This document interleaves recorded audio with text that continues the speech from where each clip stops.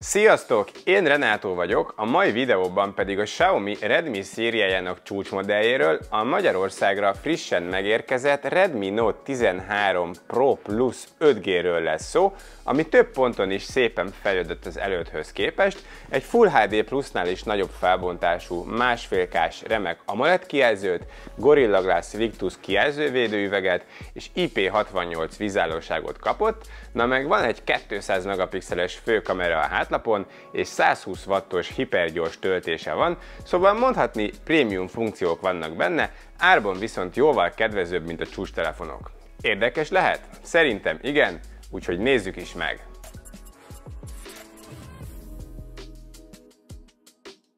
A kicsomagolás semmilyen meglepetést nem tartogat, a szokásos dobozt kapjuk. A csomagban legfelül van a SIM kiszedő, pár füzetecske és egy újfajta szürke szilikontok, ami érzésre elég jó minőségű. Alatta a telefon, legalul pedig a 120 wattos adaptert találjuk a hozzávaló USB A-C töltőkábel társaságában. A dizájn nekem ez eléggé bejön, és nálam ez az érdekes Aurora lila járt, ami gyakorlatilag 4 színből tevődik össze. Nekem tényleg bejön, jól néz ki, és kellemes a tapintása, mat üveg a felülete. A hátlap színeit leszámítva igazából szinte ugyanaz, mint tavaly, csak a kamerasziget dizájnja változott.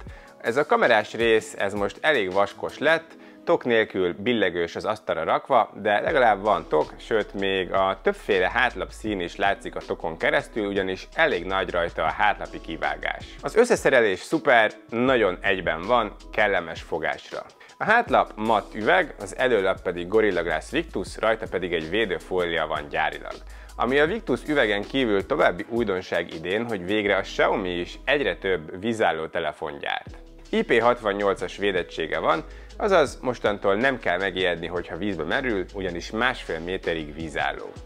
Hogyha jobban megnézzük a telót, a keretét körbevizslatva egyből feltűnik, hogy lekerekített kijelzőt kapunk, ezáltal a kávák azok sokkal kisebbnek tűnnek, bár én továbbra sem szeretem ezt a megoldást, igaz, a tesztidőszak alatt nem volt véletlen érintésem oldalt a kijelzőn. Felül a hangszórót és az infrát találjuk, a jobb oldalon vannak a gombok, lent pedig a fő hangszóró és a SIM-tálca. De nézzük is meg ezt a kijelzőt, ami kategóriájában nézve kiemelkedő, már csak a felbontása miatt is, ugyanis 1,5K-s felbontást ad. 2712x1220 pixel van, 6,67 hüvelykes képátlónyi felületen, ami 446 pixel per inch sűrűségnek felel meg, ami nos, az kimagasló ebben a kategóriában. Ahogy az 1800 nites maximális csúcsfénysűrűség is HDR tartalmaknál, ami a teljes kijelzőn is 1200 nitet tud, ami nagyon-nagyon fényesnek számít a középkategóriában, napsütésben is tökéletesen látható. Van HDR10 Plus is, Dolby Vision is, 100%-os P3 színskála lefedettség, 12 bites színmélység és 120 Hz-es képfrissítés is, ez utóbbi adaptív, 90 és 60 Hz is tud lenni tartalomtól függően. Hát, ez a kijelző elég menő, nem csak papíron, hanem a valóságban is. Minden szuper éles, remek színekkel, kontraszttal és mozgás megjelenítéssel. Egyszerűen zseni. Egy negatívum van, nincs Always On Display, illetve van, de csak 10 másodpercig működik, nem lehet mindig bekapcsoltra állítani. A kijelző alatt van egy új lenyomat olvasó, ami jól, gyorsan és pontosan dolgozik, illetve pulzus méréssel is használható, hogyha valakinek ahhoz van kedve. Igaz, egy kicsit alacsonyan van elhelyezve, ezt rakhatták volna feljebb is, úgy azért kényelmesebb lenne. Hangszórók tekintetében sztereó hangzást kapunk, van Dolby Atmos is. A hangzása az rendben van, nem kiemelkedő, de nem is rossz. Basszus terén egy kicsit doboz hangzása van, de a közép és a magas, illetve az énekhangok teljesen korrekten szólnak. Az USB-C portja analóg hangot is támogat, így átalakító nélkül lehet USB-C-n keresztül zenét hallgatni. Nézzük, hogy milyen a hardware. Egy MediaTek Dimensity 7200 Ultrát kapott, ami egy jó középkategóriás teljesítményt biztosít, RAM-ból 12 GB-ot kapunk, tárhelyből pedig 512 GB van a telefonban, szóval tárhelyben és RAM-ban szűkölködni senki nem fog. A chip teljesítménye és a RAM mennyisége bőven elegendő ahhoz, hogy a rendszert jól, akadásmentesen, várakozásmentesen futtassa, a telefon használata nagyon sima. Érzésre elég jó a teljesítmény, benchmark teszteken az eredmény a kategóriájában nézve átlagos, körülbelül a konkurensekkel van hasonló szinten prociban, a GPU-ban viszont meglepően erős. Játszani így simán lehet rajta, a szokásos címeket bőven elviszi, a Genshin meg sem kottyan neki, Asphalt 9-et is simán viszi, a Game Turbo-t boostra állítva élvezhetően simán futtatja ezeket a gépigényesebb címeket is, ráadásul 2160 Hz-es érintésérzékelése van, ami játékosoknak igen jól jöhet. Melegedésre pedig egyáltalán nem hajlamos, maximum langyos, extrém terhelés alatt, és a stressztesztet is szinte 100%-os stabilitással hozza, szóval én elégedett vagyok vele. Persze azt azért meg kell jegyezni, hogy ebben a szegmensben azért vannak ennél jóval erősebb telefonok is, akár még házon belül is, elég akár csak a tavalyi Poco F5-öt említeni. Adatkapcsolat terén elég jól el vagyunk látva, 5G Dual SIM van, eSIM is, ez a SIM 2 helyett tud bekapcsolni, Wi-Fi 6, Bluetooth 5.3, NFC és van infra is. A hívások minősége, valamint a GPS az teljesen tökéletes volt a teszt alatt. Szoftver. Ezen a téren felemás érzéseim vannak, a telefonnak ez a leggyengébb pontja. Alapvetően a Xiaomi MIUI oprendszere az jó, stabil és végtelenségig személyre szabható és intuitív, könnyen használható, ezzel a részével nincs is gond, én szeretem használni. Kettő dolog van, ami nem tetszik. Egyrészt, hogy MIUI-jal hozták ki Android 13 alapon, mikor már ugye beharangozták az Android 14 alapú HyperOS-t. Ez már csak azért is zavar, mert 3 fő rendszeri frissítést ígérnek a telefon mellé támogatás gyanánt, amivel ugye egyet már el is fognak lőni az Android 14-re váltással, ami azért gondolom idén hamarosan esedékes lesz, így Android 16-nál meg fog állni ez a telefon, ráadásul a frissítéseket sem sietik el, most jelent meg a telefon itthon, január közepe van, és az októberi biztonsági csomaggal fut még. A biztonsági frissítéseket egyébként 4 évig ígérik. A másik, ami nem tetszik, hogy ez a telefon azért már a középkategória felső szegmensébe van pozícionálva, de még mindig rengeteg, több száz megányi előre telepített, felesleges bloatware alkalmazás van. Igaz, ezek törölhetők, valamint az oprendszerben továbbra is vannak reklámok a Xiaomi gyári applikációiban. Példaként itt van ez. Hát szerintem ez elég kellemetlen, de ezektől eltekintve tényleg szuper jó, szerethető, funkciógazdag szoftver fut a telefonon, jól működik a multitasking is, és tényleg annyi minden beállítható rajta, mint a csuda. Korábban csináltam a MIUI-ról videót, azóta nem sokat változott, úgyhogy itt fent megnézhető, hogyha részletesebben érdekel az oprendszere. Üzemidő terén 5000 mAh-órás aksiból gazdálkodik a Note 13 Pro Plus, ezt átlagosan teszi, egy nap bőven megvan átlagos használattal, másfél is hozható, ez szerintem rendben van, igaz, vannak azért olyan telefonok, amik ugyanekkora aksival többet tudnak, illetve a készenlét alatt egy kicsit gyorsabban fogy az aksia, mint egy Snapdragonos konkurensnek. A PC Mark üzemidő teszten átlagosan szerepelt, körülbelül pont középen helyezkedik el a listán, úgyhogy üzemidő terén az átlagot hozza. A töltés az viszont a legjobbak között van, 120 wattos és gyárilag a csomagban van az adapter. A Xiaomi 19 percet reklámoz teljes feltöltésre, ezt nekem nem sikerült elérni, a hipergyors töltést bekapcsolva is 24 perc kellett neki, de szerintem ez tökéletes érték, 15 perc alatt pedig 72%-ra lehet felpumpálni, ami bőven elég egy napra. A vezetékes töltésben elég komoly szintet képvisel, vezeték nélküli viszont sajnos nincsen, ami azért kár. És végül a kamerák. A hátlapon 3 is van ebből, nyilván a fő kamera a lényeg, egy 200 megapixeles Samsung HP3-as elsődleges egység van benne.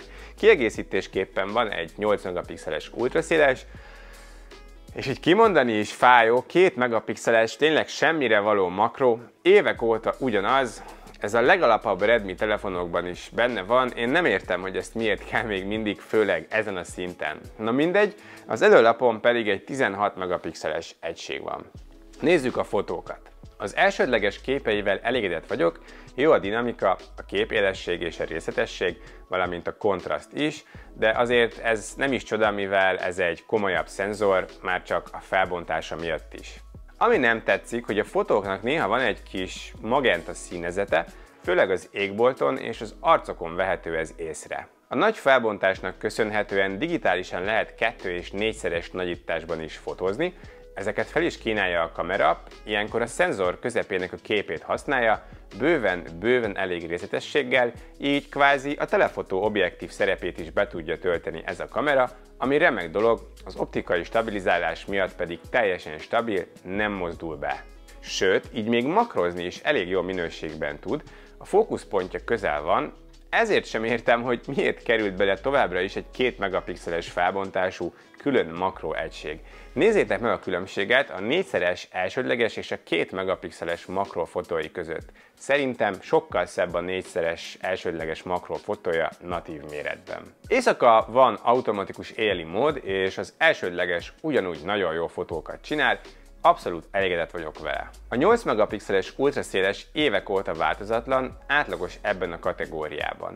Alapvetően jó fényviszonyok között megfelelő képeket csinál, a színei jók, de a részletesség, a kép élessége eléggé elmarad az elsődlegestől. Érdekes viszont, hogy néha egy kicsit szétesik a kép és eléggé elmosodott lesz, főleg, hogyha benagyítunk, itt egy példa egy rossz képre. Éjszaka ugyanez van, rengetegszer egész jó képet készít, néha pedig eléggé zajos lesz, például a fák és a fények esetén láthatjátok ezt a hidas fotón. Portré módban a háttér elválasztás szinte mindig nagyon jól sikerül, a fotók azért egy picit lágyabbak, mint portré mód nélkül, és a fehér egyensúly is néha egy kicsit furcsa, de alapvetően egész jók ezek a képek is. A selfie fotók teljesen rendben vannak, a dinamika is oké, és a részletességgel sincsen baj, social médiában ezek bőven elég jó fotók, videózni viszont 4K-ban nem tud. Az elsődlegessel viszont lehet, 4K max 30 képkockára van lehetőség.